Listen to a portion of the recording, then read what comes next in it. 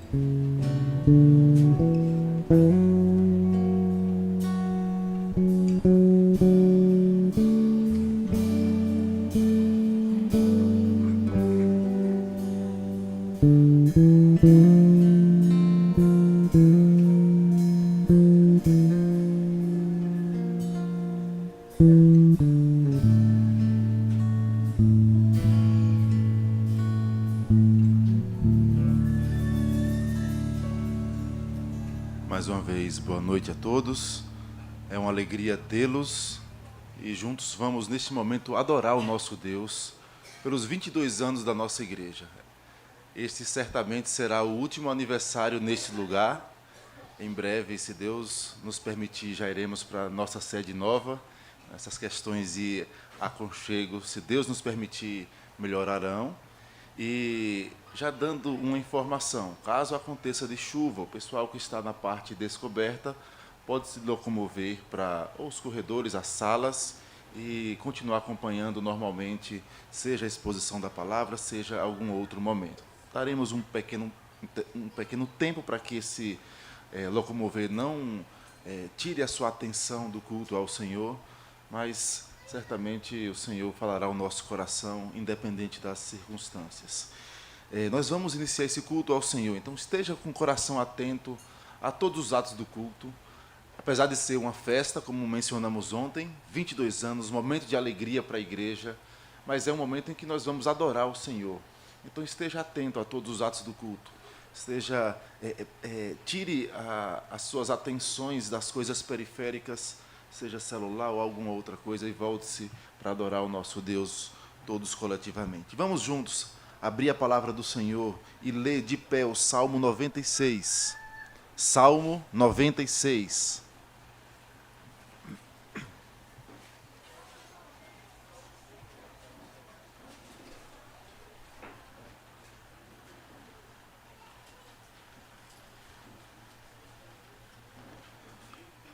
Salmo 96. Diz assim a palavra do Senhor: Cantai ao Senhor um cântico novo.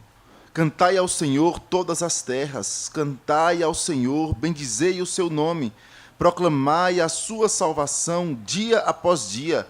Anunciai entre as nações a sua glória. Entre todos os povos as suas maravilhas. Todos juntos. Porque grande é o Senhor e muito digno de ser louvado. Temível mais do que todos os deuses, porque todos os deuses dos povos não passam de ídolos. O Senhor, porém, fez os céus, todos. Glória e majestade estão diante dele. força e formosura no seu santuário. Tributai ao Senhor, ó famílias dos povos, tributai ao Senhor glória e força, tributai ao Senhor, trazei a glória devida ao seu nome, trazei oferendas e entrai nos seus átrios, adorai o Senhor na beleza da sua santidade, tremei diante dele todas as terras, todos, dizei entre as nações, reina o Senhor, ele firmou o mundo para que não se abale, e julga os povos com equidade. Alegrem-se os céus, e a terra exulte, ruja o mar e a sua plenitude, folgue o campo e tudo que nele há, regozijem-se todas as árvores do bosque, na presença do Senhor, porque vem julgar a terra, julgará o mundo com justiça e os povos consoante a sua fidelidade. Amém. Cantai ao Senhor um cântico novo. Anunciai entre as nações glória e majestade, tributai ao Senhor. O salmista convoca a igreja a adorar ao nosso Deus, e nós vamos fazer isso neste momento por meio de uma oração. Nós vamos orar ao Senhor. Curve sua fronte. Nosso Deus, nós estamos diante do Senhor como igreja do Senhor, povo da aliança. E nós temos a consciência de que nós não temos nada de nós mesmos a oferecer ao Senhor. Sabemos que é o Senhor quem move o nosso coração e pedimos que o Senhor receba a nossa adoração nesta noite, porque fazemos por meio, no nome do nosso Senhor Jesus Cristo. E em nome dele nós estamos te prestando esse culto, agradecidos por 22 anos que o Senhor tem sustentado esta igreja. Sabemos que se ela prossegue com fidelidade, buscando a glória do teu nome, não é pela força do nosso braço, nem pela força de ninguém que passou aqui, mas é a tua boa mão sobre nós, e por isso te agradecemos. Queremos te louvar nesta noite, pedimos que o Senhor receba o nosso louvor, receba a nossa adoração, por tudo que o Senhor tem feito em nosso meio, por quem o Senhor é. Receba, Senhor, porque fazemos no nome do nosso Senhor Jesus Cristo, e em nome dele nós te oramos. Amém, Senhor. Nós vamos ainda de pé louvar o Senhor com o hino ao Deus grandioso, de número 26 do nosso inário.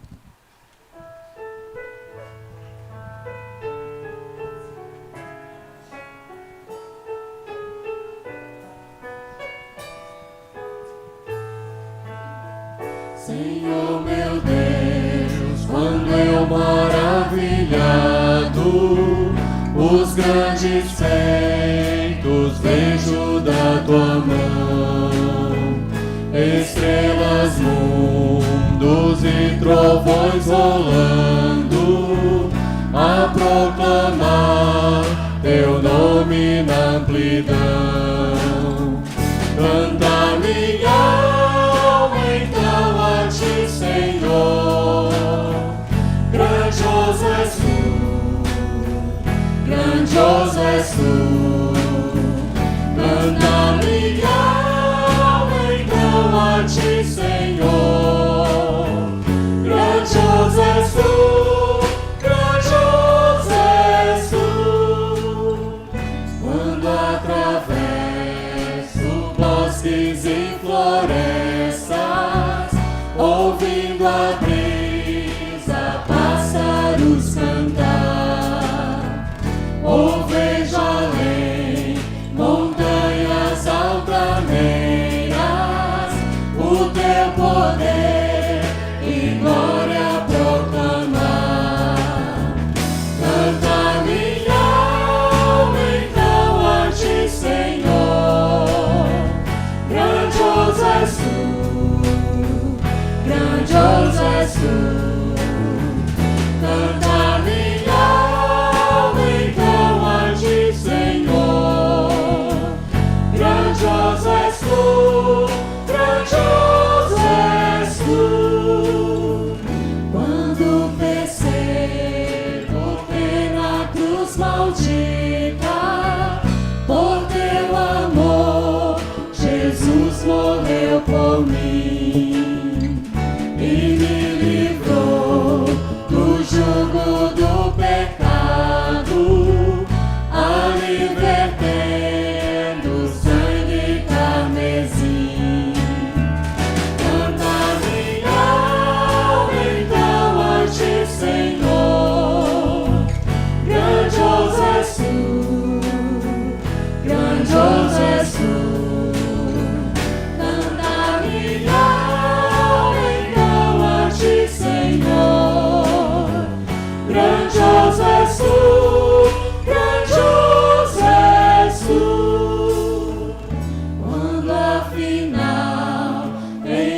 esplendor e glória, Jesus abrir as portas da mansão. Eu hei de estar de joelhos entre os santos, pra mais humilde ver adoração. Então cantar eternamente ali, grandioso és tu, grandioso és tu.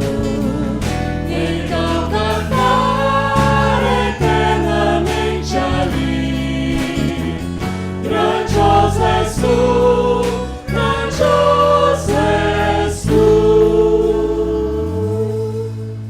Sentai-vos.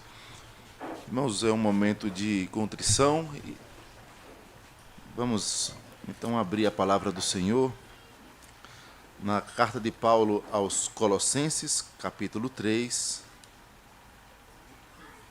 Colossenses, capítulo 3, para a leitura dos versículos 12 ao 17.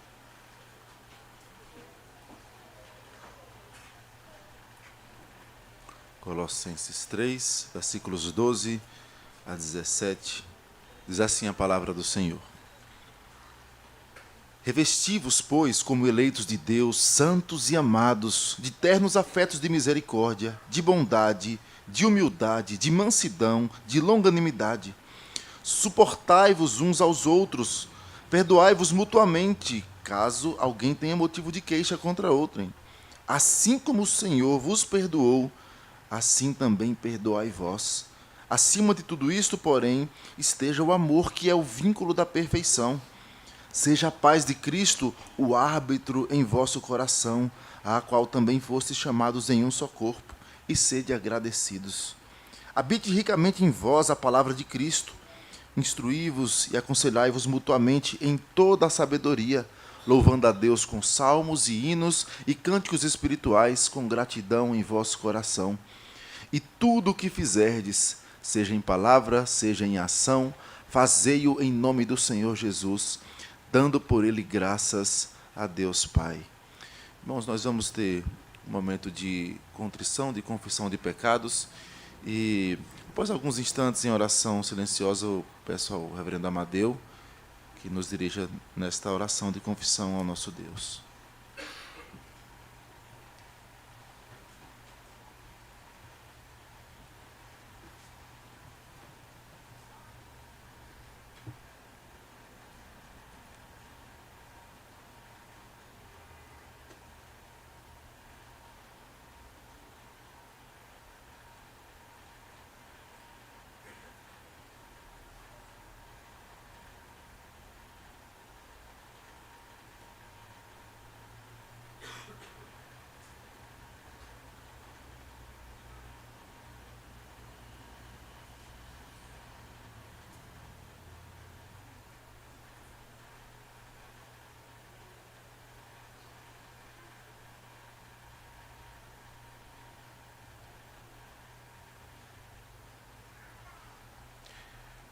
Santo Deus, amado Pai, Deus Todo-Poderoso, quando olhamos para a Tua palavra, meu Pai,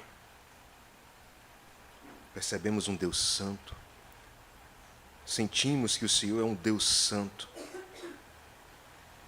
e nos perguntamos por que o Senhor nos escolheu, porque somos pecadores, meu Pai. Se dependêssemos de nós, o nosso caminho seria o inferno.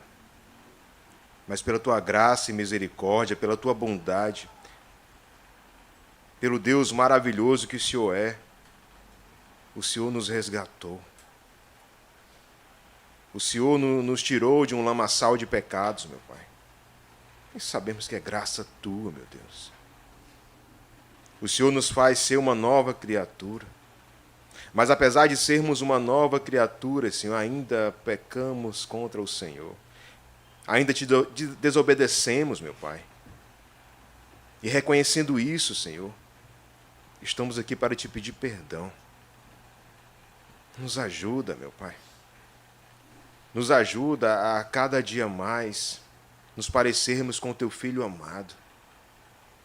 Nos ajuda, Senhor, a cada dia mais progredir em santidade. Que o Senhor possa escutar, Pai, o meu pedido de perdão e o pedido de perdão de cada um que está aqui, Senhor. E que o Teu Espírito Santo, Pai, nos conduza, nos ajude a viver de forma santa, a viver de uma forma que Te agrade, Senhor. Mas para isso nós sabemos que dependemos do Senhor.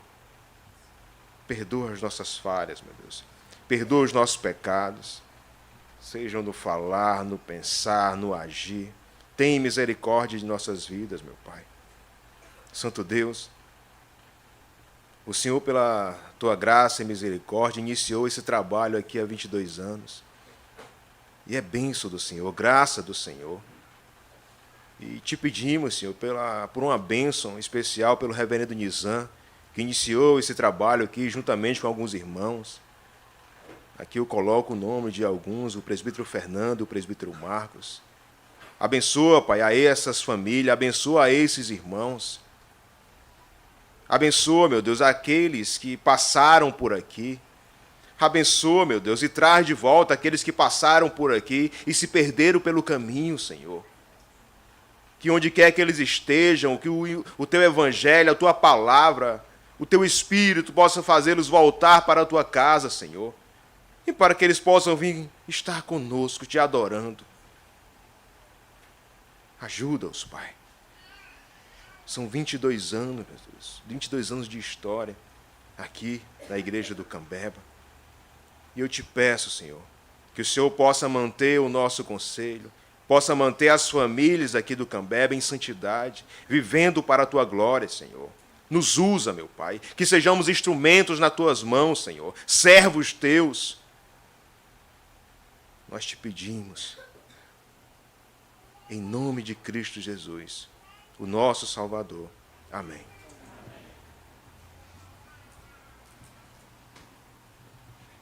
Irmãos, ainda em 1 João, capítulo 1, versículo 9, a palavra do Senhor nos fala sobre o perdão que temos na pessoa de Cristo.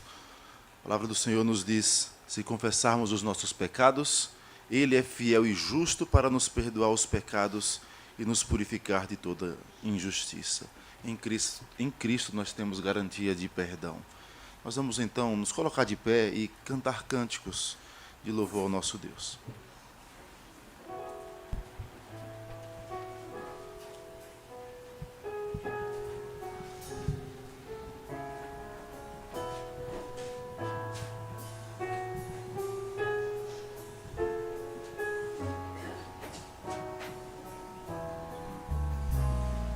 Sonda-me, ó Deus, pois vês meu coração.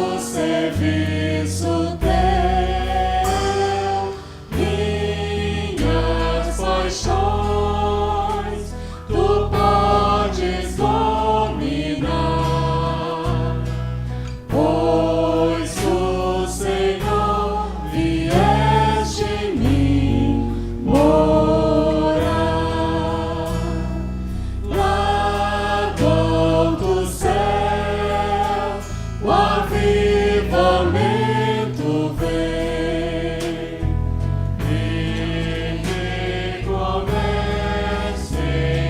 me seguindo além do teu poder, as bênçãos teu favor. Concede, ó Sim, são teus, ó Pai de amor. Amém.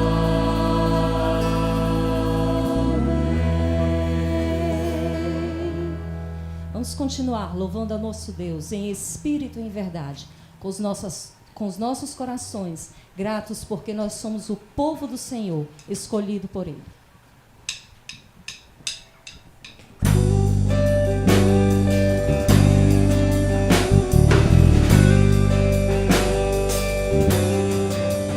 É o teu povo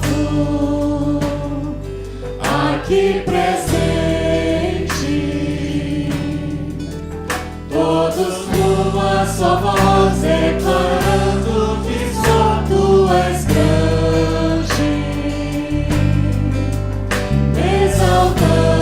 Exaltamos teu doce nome, pelo amor, pela cruz, por teu Filho Jesus, pois és santo, sim, és digno de louvor e de ser adorado. És bondoso, Pai querido, dentre todas as coisas, tu és verdadeiro Senhor. É o teu povo.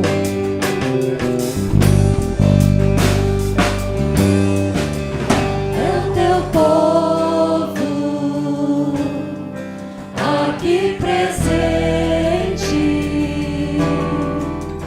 todos numa só voz declarando que só tu és grande. Exaltamos teu doce nome, pelo amor, pela cruz, por teu Filho Jesus, pois és santo, sim, és digno de louvor e de ser adorado. És bondoso, Pai querido, dentre todas as coisas, tu és verdadeiro Senhor. Pois é santo. Pois és santo, sim, és digno de louvor e de ser adorado.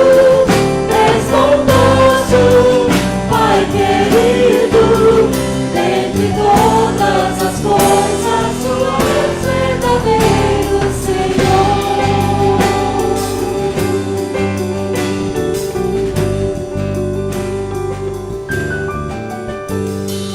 Como é bom e agradável louvarmos ao Senhor. O Senhor nos alcançou de forma especial e maravilhosa.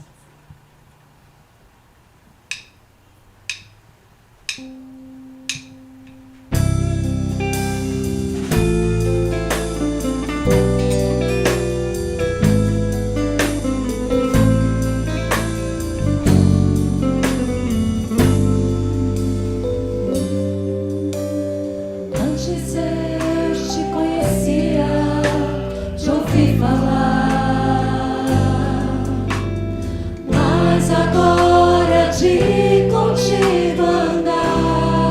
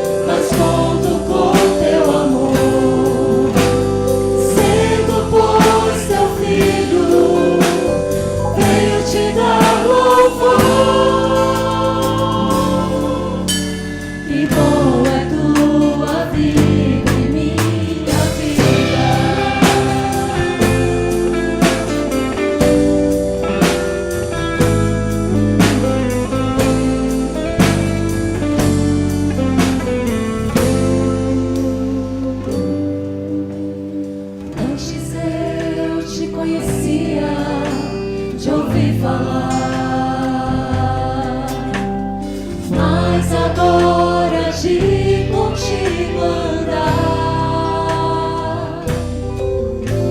Tu és meu bem supremo, meu Rei, Senhor e Pai. Me alegro em tua vontade mais e mais. Sondas e conheces meu coração, Senhor. Sabes, sou limitado, mas conto com teu amor. Sendo, pois, teu filho, venho te dar louvor. Que bom é tua vida em minha vida. Tu sondas e conheces meu coração, Senhor. Sabes onde dependo e conto com teu amor. Sendo, pois, teu filho, venho te dar louvor. Que bom é tua vida em minha vida. Que glória é tua vida em minha vida. Me alegro com tua vida em minha vida. O Verbo se fez carne e habitou entre nós.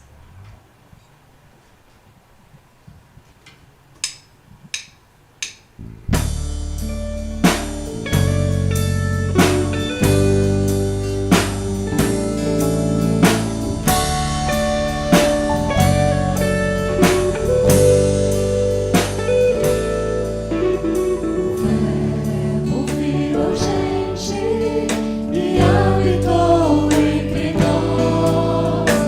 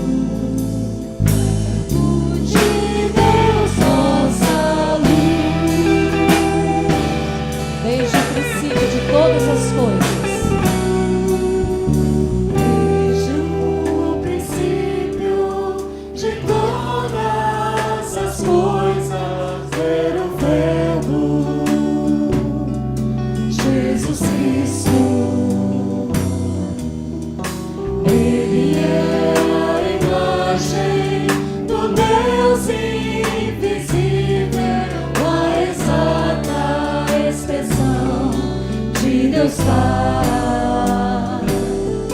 Ele mesmo criou o universo pela sua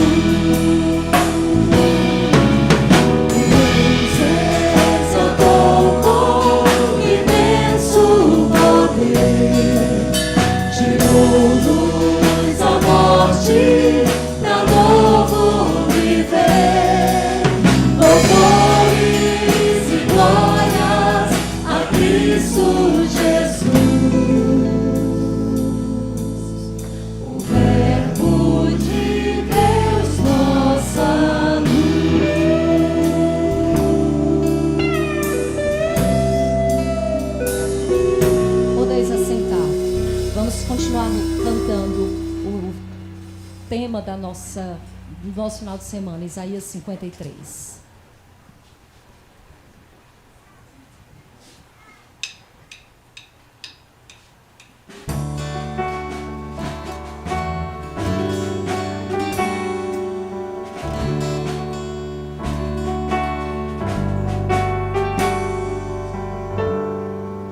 Ele não tinha qualquer beleza ou majestade pra nos atrair.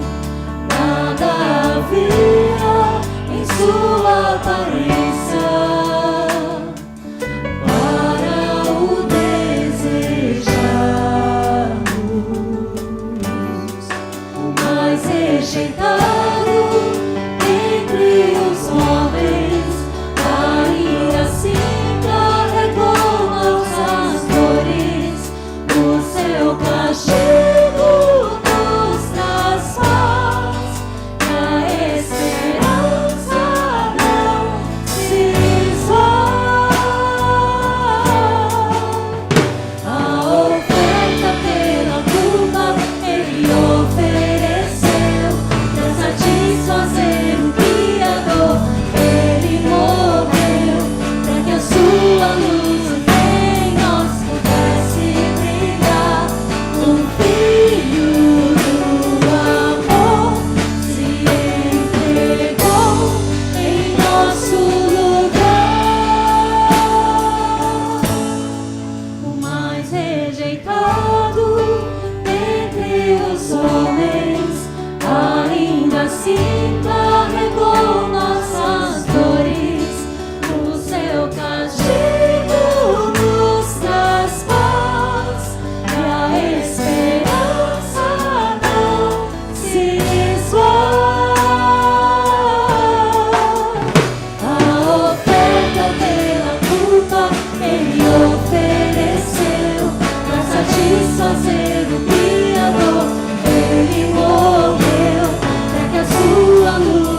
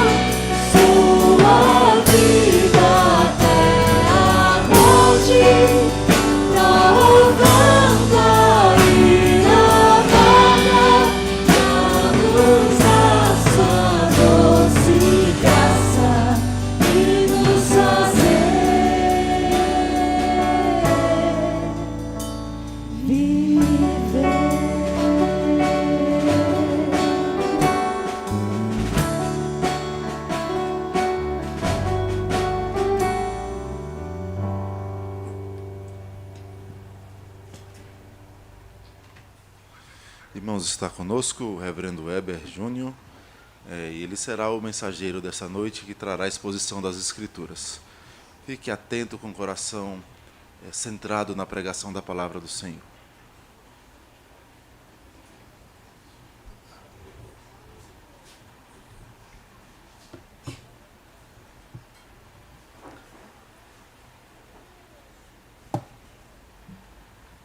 Irmãos, mais uma vez, eu tenho o privilégio de expor as Escrituras e hoje eu quero de fato destrinchar um dos trechos desse belo poema, ou como alguns estudiosos dizem, esse cântico do servo sofredor. Então quero convidar você a abrir a sua Bíblia em Isaías 52. Nós vamos ler apenas a primeira parte desse cântico, desse capítulo, que é o final do 52, dos versos 13 a 15.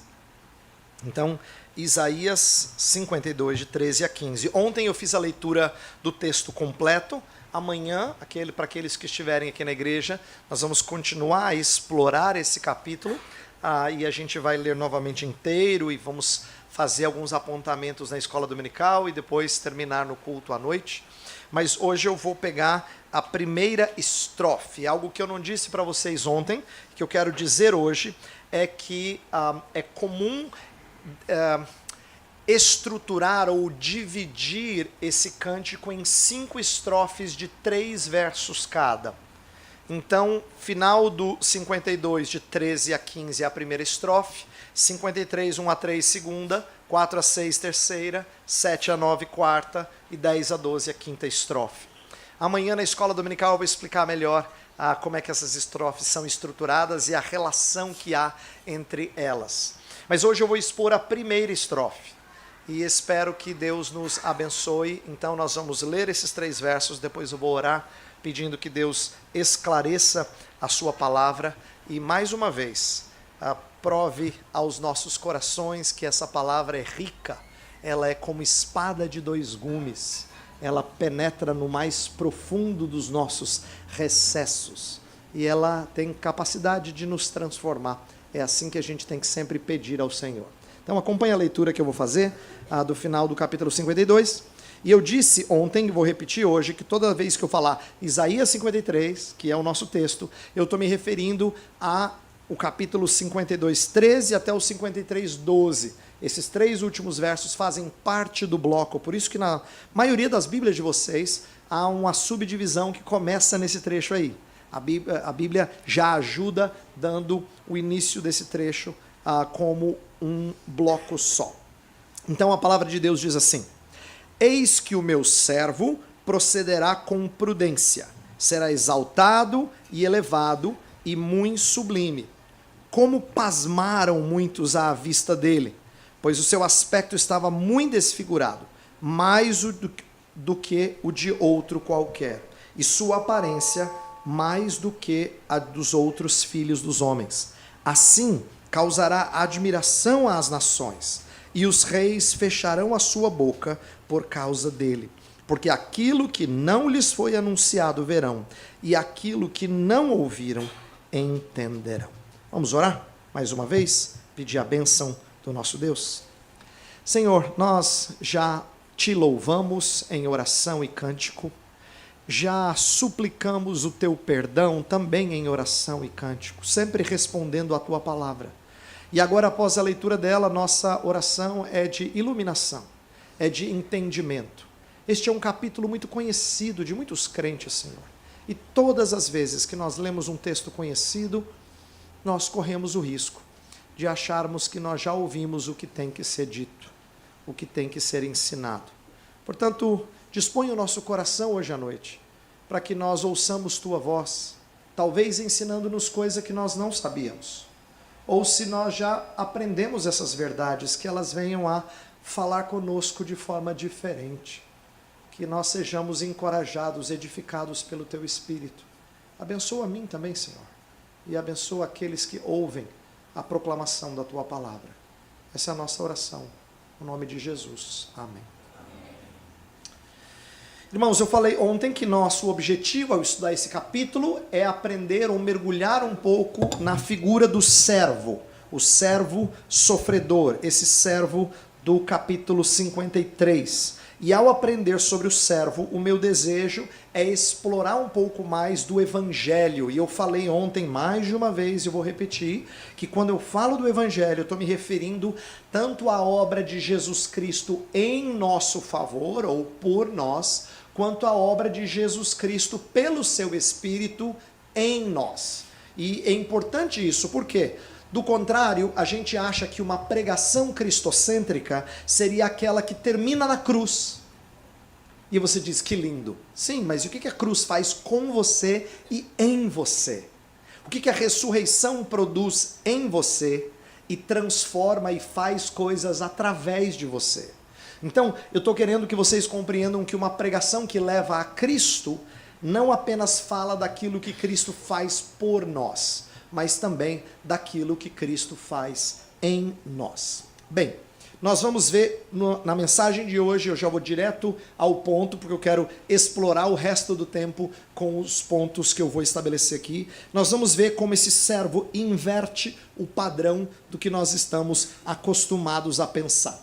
Então, esse é um servo surpreendente, esse é o tema, esse é o título da minha mensagem desta noite. Este é um servo surpreendente.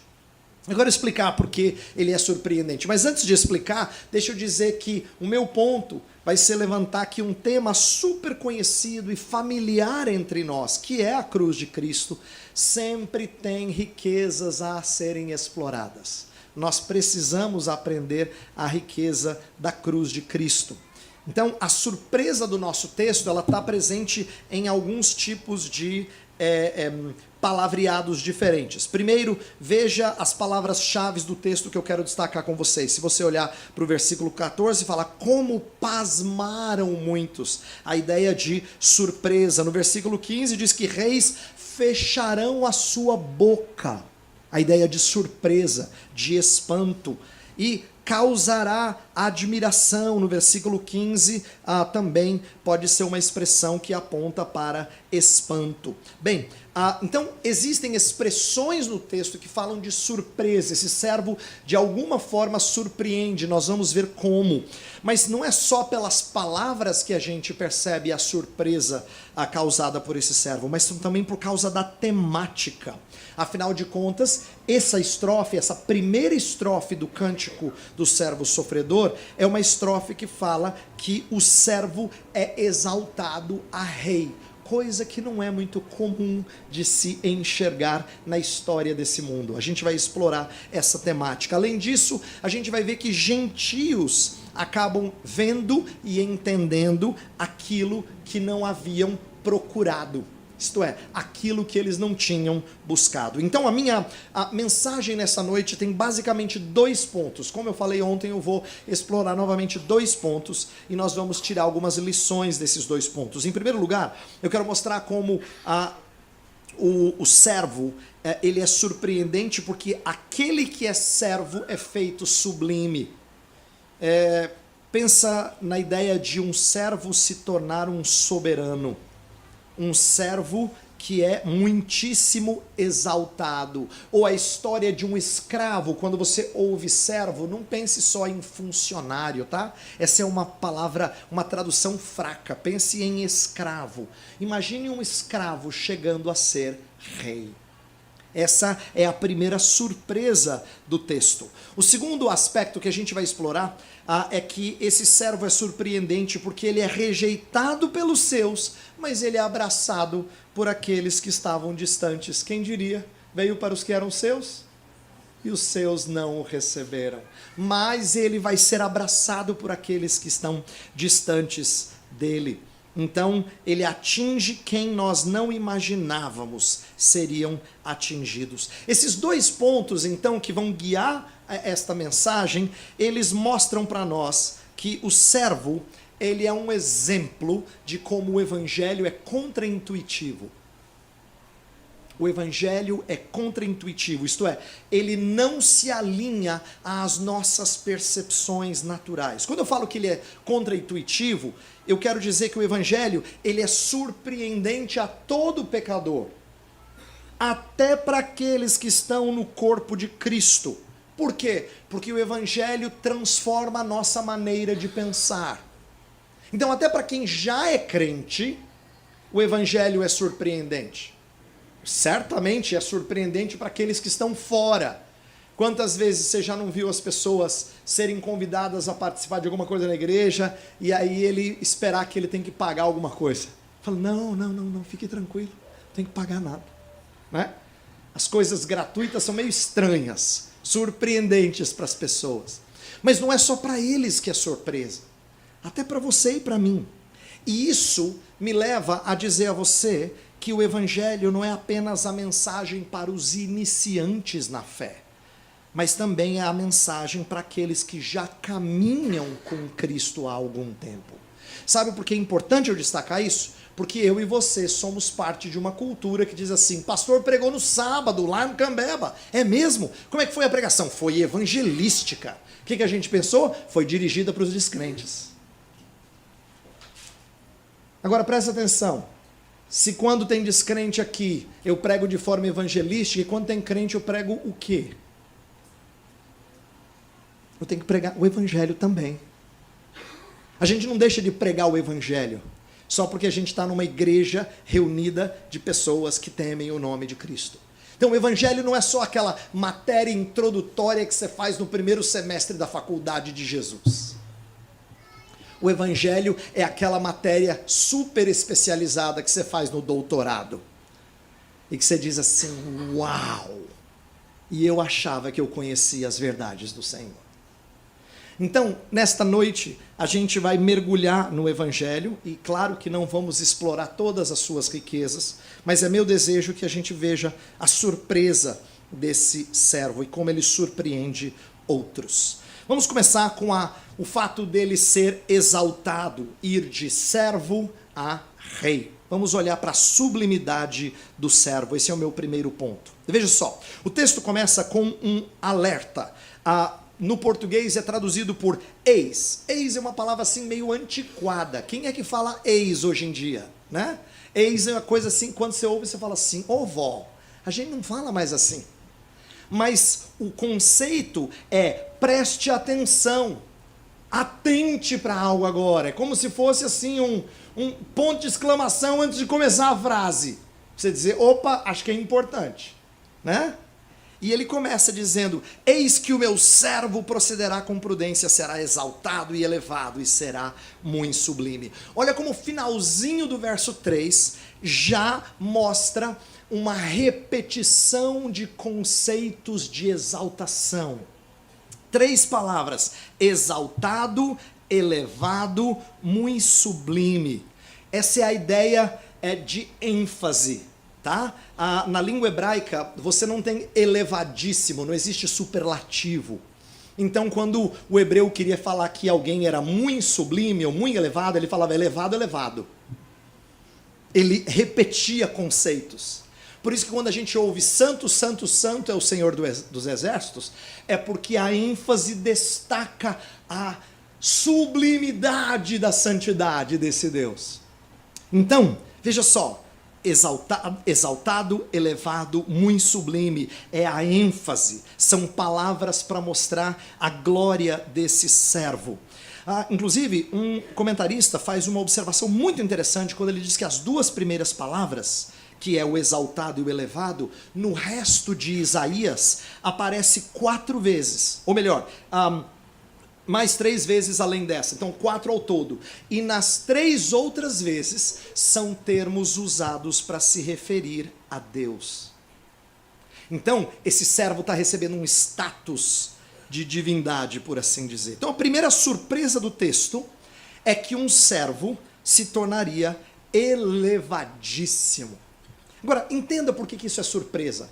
Para você talvez não pareça, porque você ouve história de Cinderela, de alguém que estava lá embaixo e se torna princesa. Mas na cultura hebraica, ninguém imaginaria isso. Numa cultura repleta de estabilidade social, você não subia muito, nem abaixava muito o seu nível social. uma cultura em que as pessoas estavam acostumadas a viver a vida inteira numa mesma classe social, em tempos antigos em que as pessoas não sonhavam em subir de vida, quem era escravo e pobre, normalmente continuava escravo e pobre. E muito menos sonhar em ser rei. De novo, isso é história que a gente foi acostumado a ouvir. Mas você não sonhava em ser rei. Primeiro, não é democracia, não dá para lutar e subir, galgar passos para você ocupar uma posição elevada numa nação. Não funciona assim. Se você não fosse da família certa, se você não fosse da linhagem certa, você nunca seria rei em Israel. Então, ouvir de um servo elevadíssimo, de um escravo feito rei, é a primeira surpresa do texto. E eu quero que você entenda que é assim que o evangelho se apresenta inúmeras vezes, com exaltações surpreendentes. A Bíblia está repleta de exemplos assim. Não é uma ideia só de Isaías, tá? Desde Gênesis, parece que sempre o irmão mais novo tem prioridade sobre o mais velho. Não é? Então você tem Abel sobre Caim, você tem Isaac sobre Ismael, esses são bem conhecidos, Jacó sobre Esaú, Efraim sobre Manassés, inclusive essa é uma das histórias mais curiosas, está no finalzinho de Gênesis, quando Jacó já é mais velho, vai abençoar os netinhos, os filhos de José, aí ele resolve, é trazido Manassés, o mais velho, Efraim, o mais novo, ele inverte as mãos. Aí José, achando que o papai já estava meio gaga, falou assim, não papai, o mais velho é esse. Ele falou, eu sei o que eu estou fazendo. Era a história dele. Ele era o mais novo, a quem o Senhor graciosamente elevou de forma surpreendente. Então ele abençoa Efraim de forma diferenciada em relação a Manassés. Esse é um exemplo repetido. Veja, eu contei 4 exemplos de irmãos só em Gênesis, em que o mais novo é mais exaltado do que o mais velho. Pensa na história de José, que sai de escravo a se tornar o segundo no Egito, numa reviravolta emocionante, digna de filme, né? Ou mulheres estrangeiras e impuras se tornando da linhagem de Jesus. Quem diria? Tem história de prostituta, de moabita, que era considerada povo sujo, entrando na linhagem mais bonita da história. Isso se repete no Novo Testamento também. Jesus seleciona para herói das parábolas dele samaritano. Você diria, Jesus, né? O judeu pensa assim, Senhor, um povinho melhor. Ele bota samaritano como herói. Ele escolhe andar com publicano. Ele escolhe andar com gente pobre ou suja. Isso não é verdade só das histórias bíblicas, tá?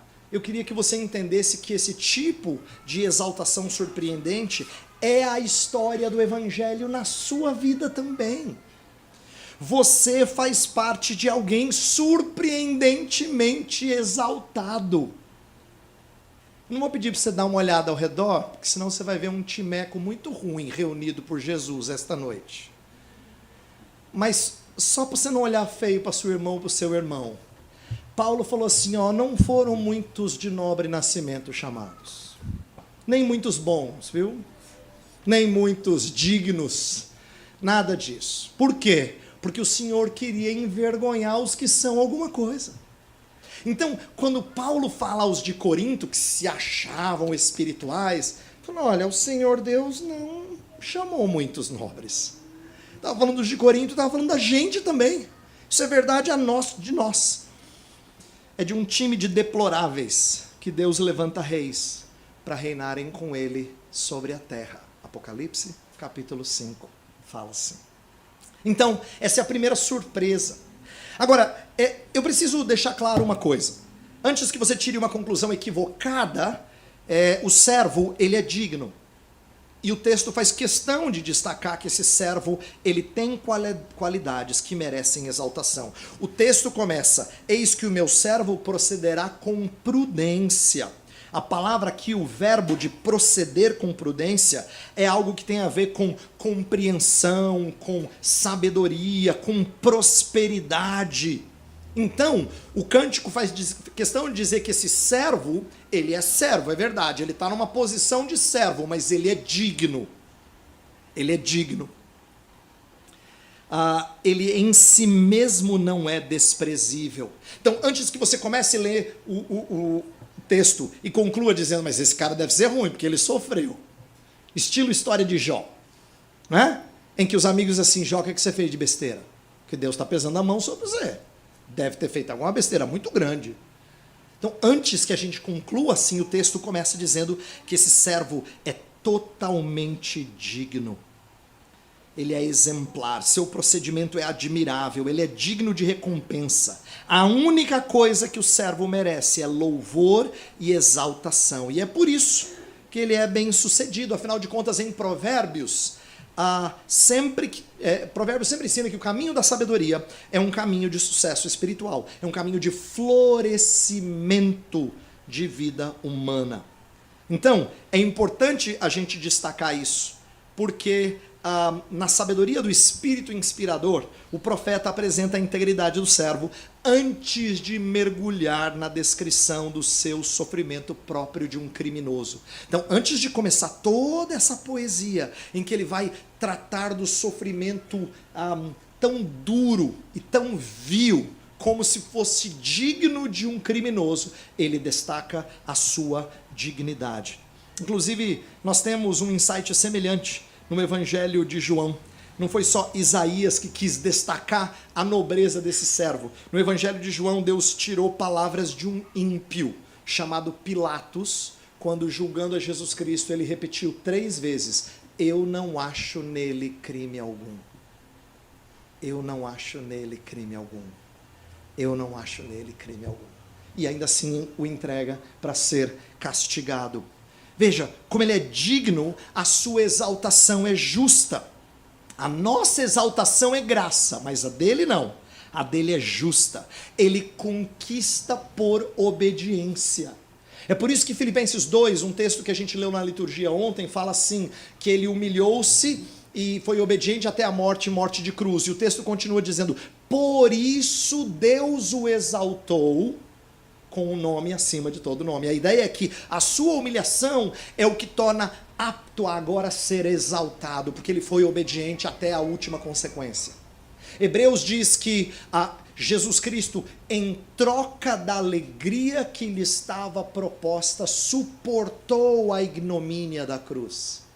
Isto é, ele tinha uma alegria, mas ele precisava, ele aceitou a premissa de sofrer para então ser exaltado. Então, ainda que Jesus tenha sido rejeitado pelos homens, ele é exaltado pelo próprio Deus. Então ele é um servo, mas ele é sábio, ele é próspero, ele é digno.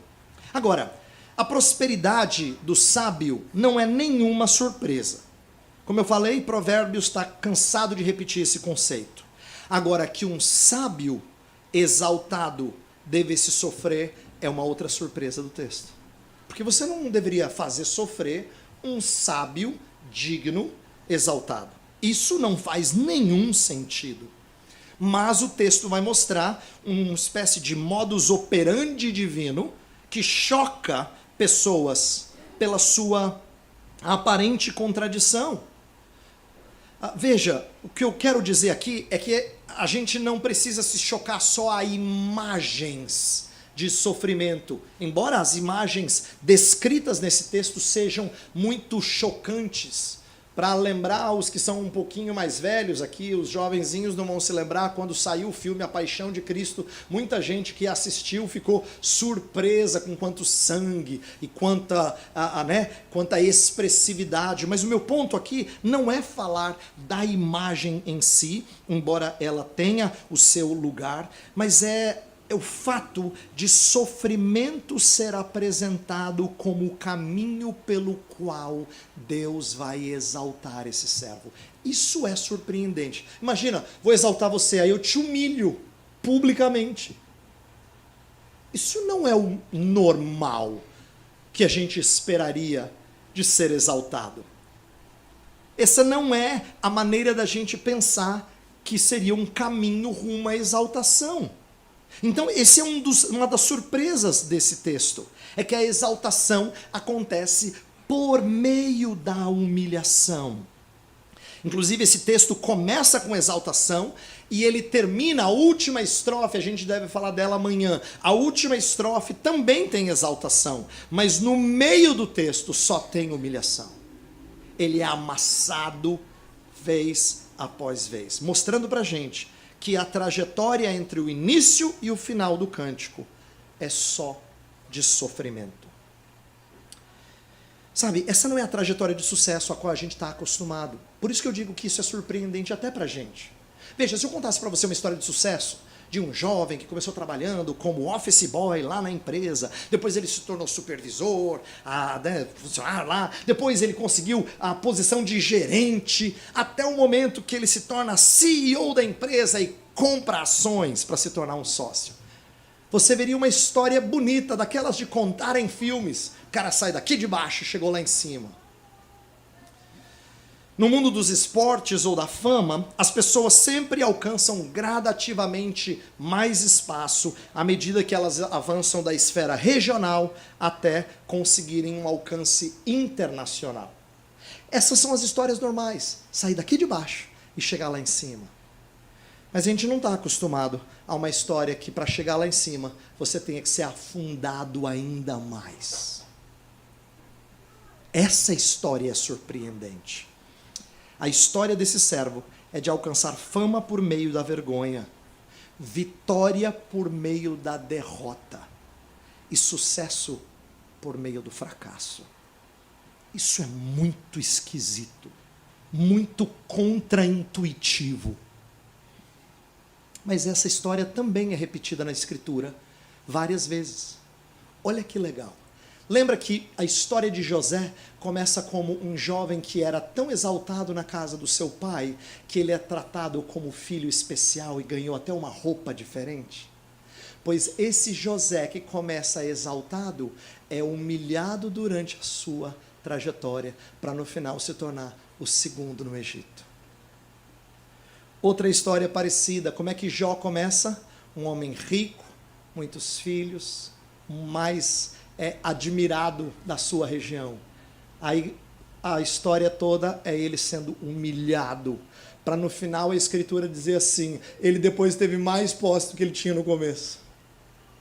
Ter mais filhos e filhas. Olha só, começou exaltado, foi humilhado e é exaltado novamente. Lembra de Daniel? Daniel era filho da nobreza em Judá, mas ele é levado para casa, para a Babilônia, e se torna um escravo. Depois que Deus usa ele para revelar sonhos, ele é colocado debaixo de Nabucodonosor. A história se repete. É para treinar a sua mente, a minha mente, a perceber que essa trajetória pode parecer assustadora, mas essa é a trajetória do servo. E não é só do servo Jesus, é dos servos que Jesus está moldando. Então a sua trajetória não é rompendo em fé, de degrau em degrau até chegar à glória. É uma trajetória de humilhação até o dia que o teu Salvador vai erguer você e te colocar em posição de honra.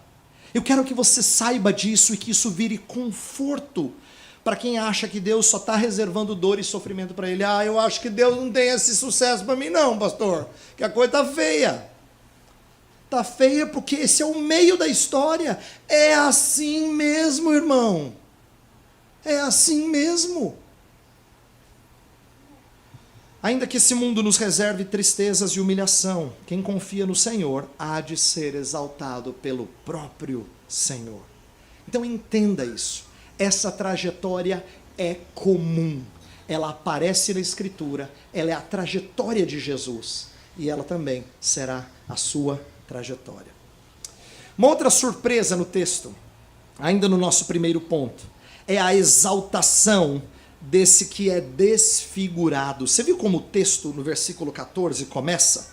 Ele começa como pasmaram muitos à vista dele, pois o seu aspecto estava muito desfigurado, mais do que de outro qualquer, e sua aparência mais do que a dos outros filhos dos homens. A ideia aqui é que, contrário a expectativas messiânicas do passado e contrário ao modo natural de pensar, esse servo vai ser moído.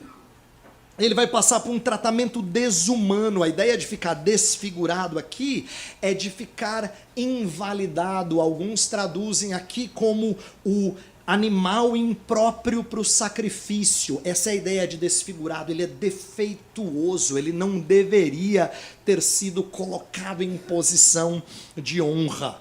Ele estava descaracterizado. Ele não parecia mais um ser humano. O servo desfigurado seria exaltado. Pensa bem, a gente nunca colocaria na spotlight, assim, no destaque, alguém cuja aparência é horripilante. É por isso que a mídia sempre trabalha, é por isso que Instagram e outras mídias sociais sempre trabalham com beleza, com filtros, com aquilo que é encantador. Todo mundo gosta de ver, mas esse está desfigurado. E as pessoas se surpreendem com o seu sofrimento que o descaracteriza. E como é que ele alcançou esse sucesso, mesmo sem beleza, mesmo sem posição ou poder? É isso que surpreende, que deixa os homens pasmos. Sabe, eu falei para vocês que o evangelho é contraintuitivo. E, de novo, isso é para treinar a gente a pensar biblicamente. Então, olha para algumas coisas na Escritura, como elas visam treinar nossa mente. Olha só, começar com as bem-aventuranças. As bem-aventuranças, elas podem ser traduzidas assim. A palavra bem-aventurança é uma palavra bastante ampla. Ela pode significar feliz, bem-sucedido, uma pessoa próspera. Então, pense em diferentes categorias. Primeira bem-aventurança traduz basicamente o seguinte: bem-sucedido é aquele que mendiga. Como assim? Bem-aventurados são os pobres de espírito. A palavra pobre ali não é pobre do jeito que a gente usa quando a gente quer se diminuir. Fala assim, eu sou pobre, pastor. Não, não é pobre não. Aqui, ali é mendigo. É alguém que não tem nada. E o texto fala, bem-sucedido é o que mendiga. Segunda bem-aventurança fala, bem-aventurados os que choram. Eles devem estar muito alegres. Não, é choro de tristeza. Imagina dizer, a alegria do que chora de tristeza. É contraditório, né? Olha a terceira bem-aventurança, fala, bem-aventurados os mansos. O manso é aquele que não é arrojado. Ele se contém. Ele se contém, porque ele não quer aparentar-se soberbo, pois é ele que vai herdar a terra. Ele que vai ter muita terra. Não é o arrojado. É o manso. Bem-aventurado ou saciado é aquele que está com fome. A bem-aventurança é uma série de aparentes contradições, pelo menos para o nosso ouvido. Ninguém diria assim, fulano está saciado, está com fome. Você diria, pastor, você está de brincadeira. Mas Jesus está ensinando a gente a pensar de outra forma. Olha como Paulo surpreende os seus ouvintes quando ele ensina que nós somos justificados não pela justiça que há em nós. Não pela justiça que há em nós, mas você é justificado. Você não tem justiça dentro, mas você é justificado. Ou senão, quando ele diz que a nossa força se evidencia na nossa fraqueza. Você percebe como o evangelho é contraintuitivo? Nós estamos tão acostumados a compreender que Cristo pudesse ser coroado de glória e de honra, até aí não é diferente. Mas dizer que isso aconteceria na sua morte é estranho. Para nós, morte simboliza derrota, jamais vitória. E nós não estamos acostumados a pensar nos nossos sofrimentos como caminho de glória. A gente não fala, estou caminhando rumo à glória. Não, a gente se vê moído. Via de regra, nós até questionamos a Deus, ou dizemos, Senhor, me dá pelo menos uma luz. Por quê? Ele já te deu. Ele já te deu. Nós precisamos meditar nesse evangelho contraintuitivo, que inverte a nossa maneira natural de pensar. Ele é surpreendente, esse servo. Segundo ponto surpreendente desse servo não é só o fato dele ser exaltado, dele ser contraintuitivo, mas é o alcance dele. Ele não só é um escravo feito rei, mas qual é o alcance que ele tem? E o versículo 15 vai explorar isso. Olha para o verso 15. Assim causará admiração às nações, e os reis fecharão a sua boca por causa dele, porque aquilo que não lhes foi anunciado verão, e aquilo que não ouviram entenderão. A segunda surpresa causada pelo servo é o seu alcance. Se você voltar à sua Bíblia, volta um pouquinho para Isaías capítulo 6. E veja o que acontece nesse capítulo. Deixa eu lembrar a você a parte mais conhecida do capítulo e a gente vai ler a menos conhecida. A parte mais conhecida é no ano da morte do rei Uzias, Isaías foi para o templo e lá ele tem uma visão do Senhor. Os serafins cantam santo, santo, santo, ele se vê impuro, os serafins purificam a sua boca e aí Deus faz uma chamada, quem irá por nós? E aí Isaías diz, eis-me aqui, envia-me a mim. Essa é a parte conhecida do texto de Isaías. Inclusive, se a gente não pregar direito, é capaz que a gente termine a mensagem dizendo assim, e então Isaías disse, eis-me aqui, envia-me a mim. Ele está diante do santo, santo, santo. Eu duvido que ele teve essa coragem toda. Ali a pouco ele estava querendo sumir. Ai de mim, estou perdido. Aí Deus dá um comissionamento para ele. Olha os versos 9 e 10. O que ele vai ser enviado a fazer? Então disse ele, vai e dize a este povo, ouvi, ouvi e não entendais. Vede, vede, mas não percebais. Torna insensível o coração deste povo, endurece-lhe os ouvidos e fecha-lhe os olhos, para que não venha ele a ver com os olhos, a ouvir com os ouvidos e a entender com o coração, e se converta e seja salvo. Olha só, Isaías é chamado para quê? Para pregar, pregar, pregar, e ninguém ouvir. Esse é o chamado dele.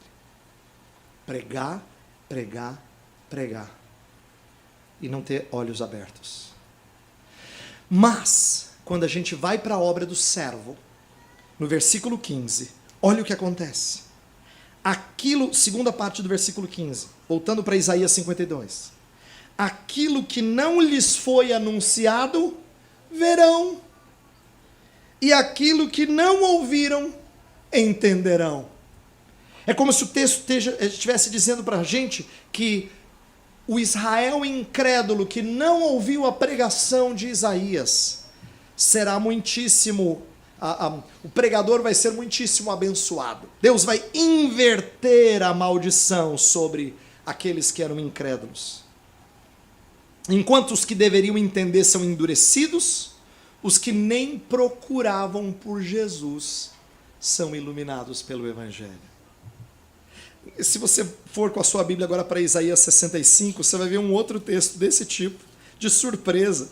Isaías 65:1 diz assim: fui buscado pelos que não perguntavam por mim, fui achado por aqueles que não me buscavam. A um povo que não se chamava do meu nome, eu disse, eis-me aqui, eis-me aqui. Olha só o anúncio de alcance desse servo. Esse servo vem de Israel. Você diria, Israel vai ser muito abençoado, mas Deus já antecipou para Isaías, você vai pregar, ninguém vai ouvir. Mas então, essa mensagem vai cair em terreno despreparado e acabou? Não, vai alcançar muito. Quem? Quem não está procurando. Quem não estava procurando vai encontrar. Essa é a surpresa. A surpresa é tão grande quando a gente observa que os reis fechariam a sua boca diante do servo. Sabe porque o que eu acho que Isaías está fazendo aqui? Ele está dizendo assim, você consegue surpreender uma pessoa rica e que já viu muita coisa nessa vida? Não. Você consegue surpreender alguém que não teve muitas experiências, não é? Você leva alguém para um lugar diferente e ela fica assim, uau, eu nunca vi uma coisa igual. Mas você leva uma pessoa que tem de tudo, e ela fala, eu já vi, eu já fui aqui, eu já fui lá, já fiz aqui. Agora o texto diz que reis fecharão a sua boca, eles ficarão pasmos, surpresos. com o servo a ponto de exaltá-lo. Sabe, essa ideia de que gente de longe acha e gente de perto não acha, tem um exemplo no Novo Testamento que é bem fácil até dos meninos entenderem, porque vocês já ouviram essa história. Lembra a história dos magos que vieram lá de longe para adorar Jesus? Lembra? Então a história dos magos diz que quando eles chegam em Israel, olha só, crianças, quando eles chegam em Jerusalém, eles falam assim: nós viemos adorar o menino rei. Eles não sabiam o nome dele ainda não. Viemos adorar um menino rei que nasceu. E aí, quando Herodes consulta os seus especialistas, eles falam assim: ele vai nascer em Belém. Belém ficava pertinho de Jerusalém. Agora me responda, teve alguém da turma de Herodes que foi visitar o menino? Não. Não se deram o trabalho de andar menos de 10 quilômetros para ver aquela notícia. E, no entanto, reis estrangeiros de muito longe vieram ver o menino. Olha só, quem não procurava achou.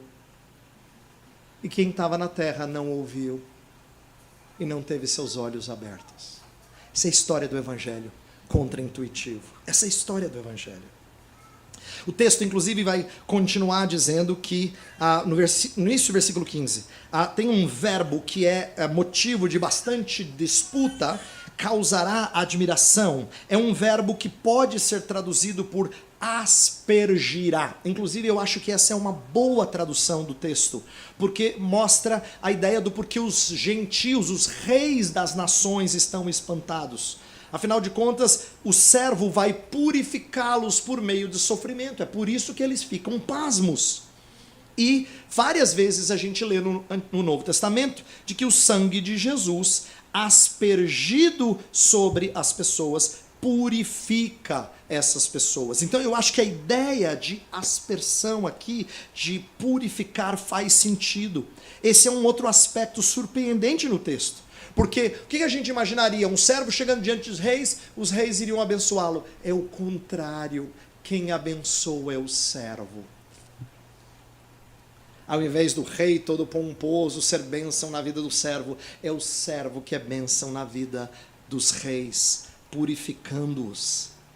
E sabe, Paulo vai aplicar esse texto de Isaías 53, isso é uma coisa que eu vou mostrar para vocês amanhã melhor na escola dominical, mas eu já vou adiantar um pouquinho aqui e dizer que vários trechos do Salmo 53 são trabalhados no Novo Testamento e com propósitos diferentes. E eu quero mostrar como um trecho do final de Isaías 52 é citado por Paulo lá em Romanos capítulo 15. Abra sua Bíblia, por favor, em Romanos capítulo 15.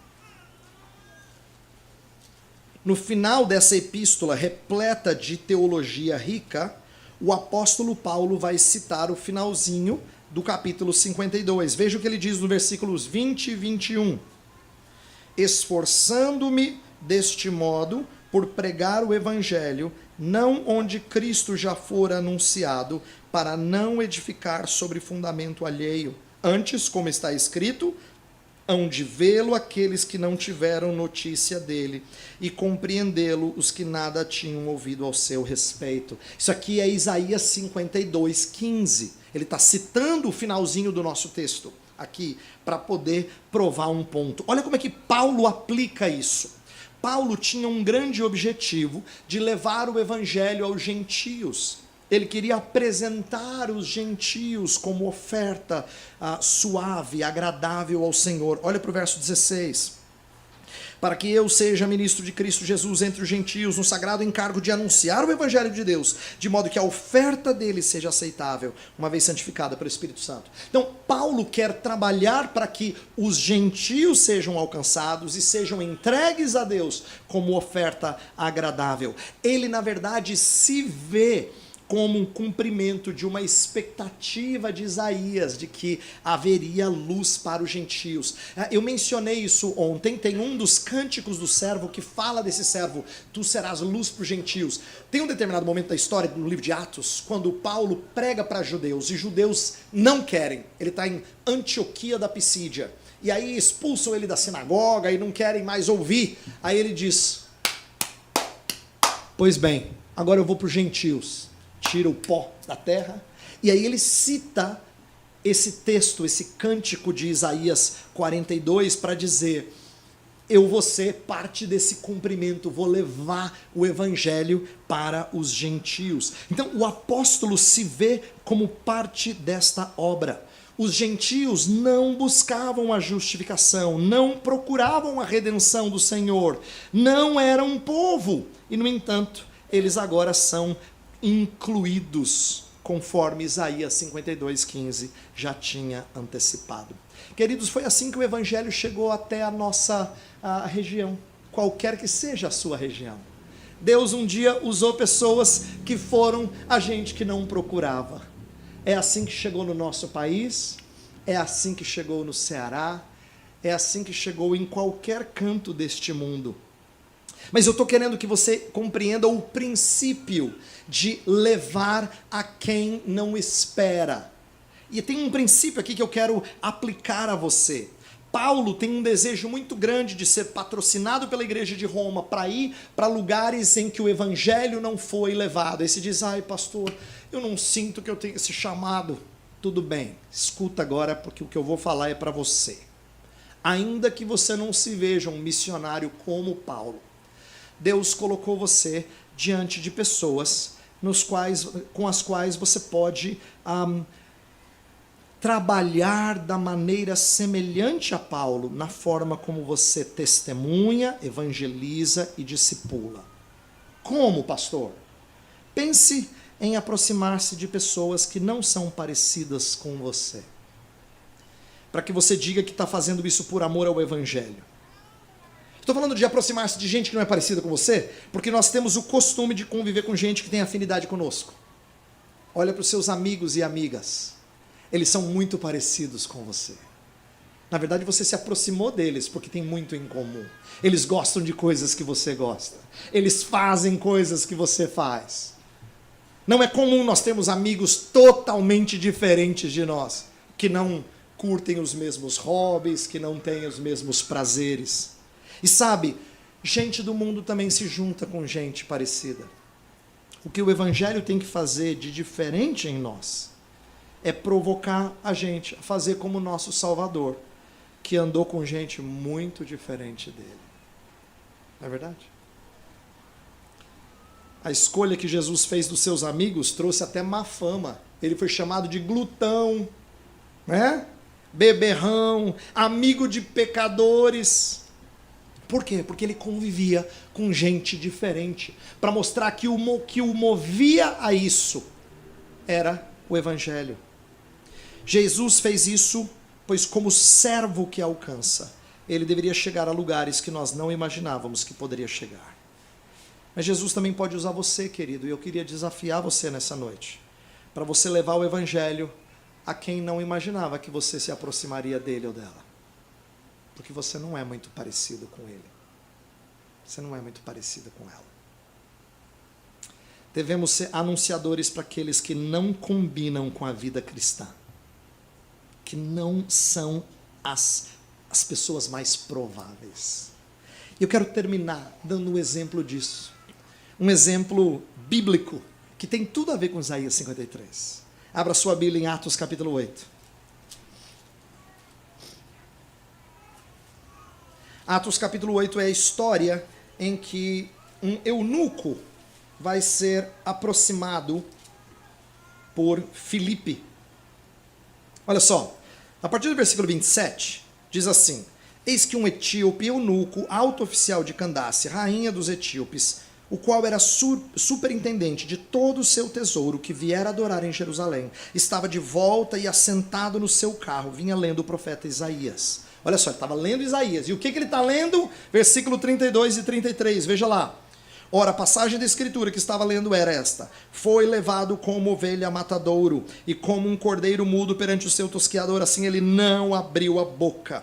Na sua humilhação lhe negaram justiça. Quem lhe poderá descrever a geração? Porque da terra a sua vida é tirada. Se você olhar na sua Bíblia, que tem aquelas notinhas embaixo, você vai ver que está sendo citado Isaías 53, versos 7 e 8. Então é o nosso texto. O eunuco etíope está lendo o nosso texto. Agora eu quero que você entenda por que que esse texto tem tudo a ver com a história desse homem, e ainda assim é surpreendente.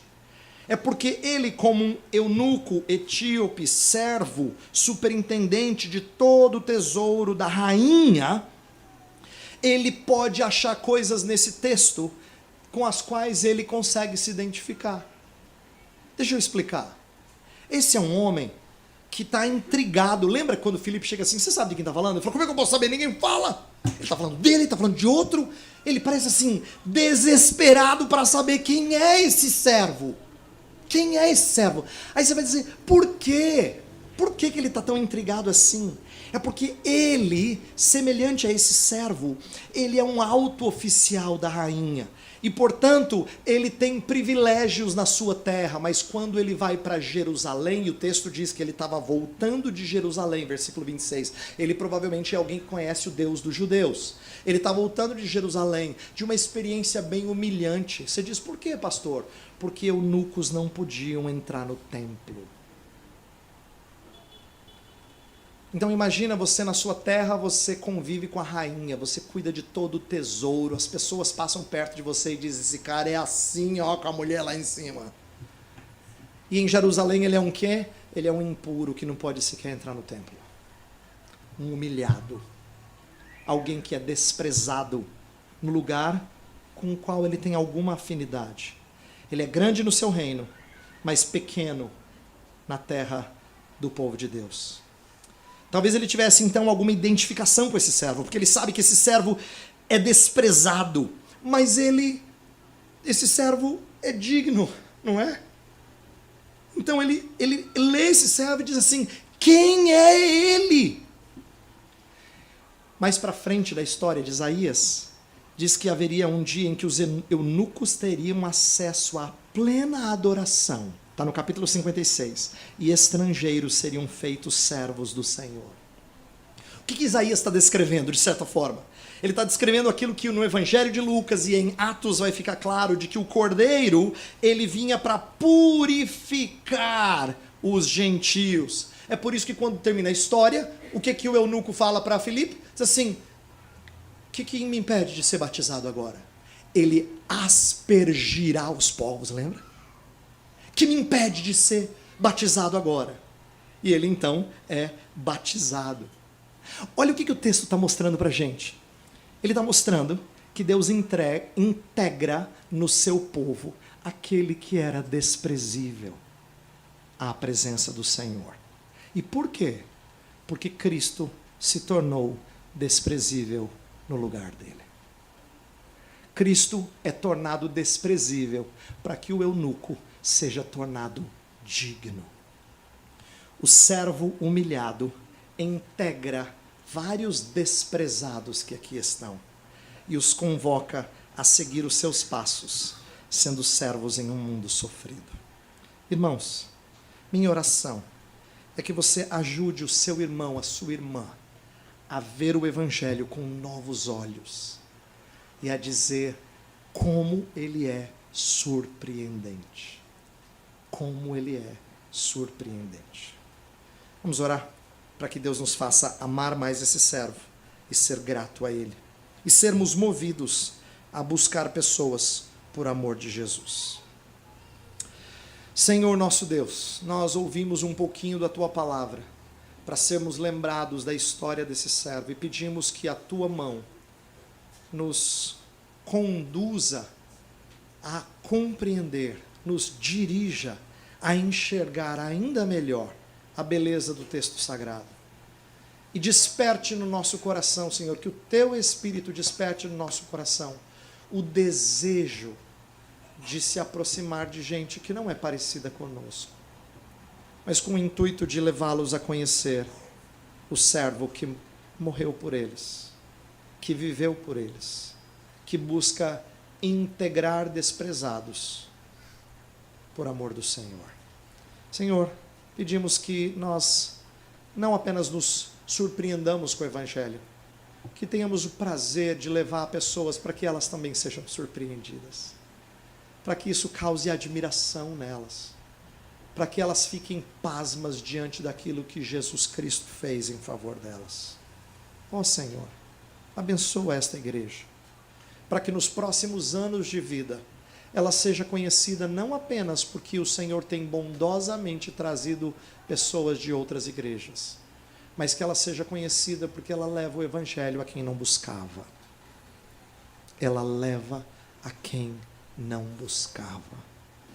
Senhor, faz isso com esta igreja, para que ela seja bênção nesta cidade, para que a nossa fé seja viva nesta cidade. Nós oramos no nome de Jesus. Amém.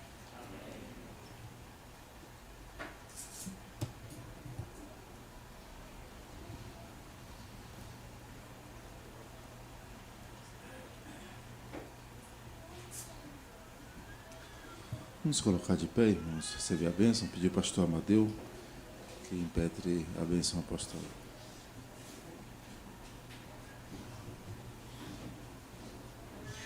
Receber a bênção, irmãos.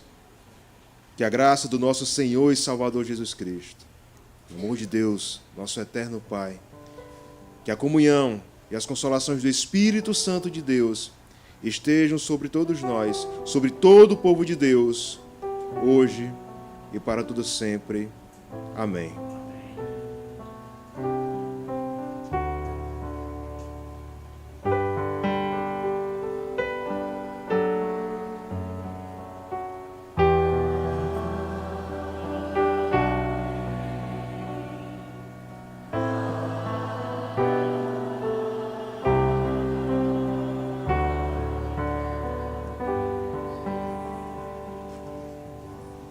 Sentai-vos, aguarde o pós-lúdio.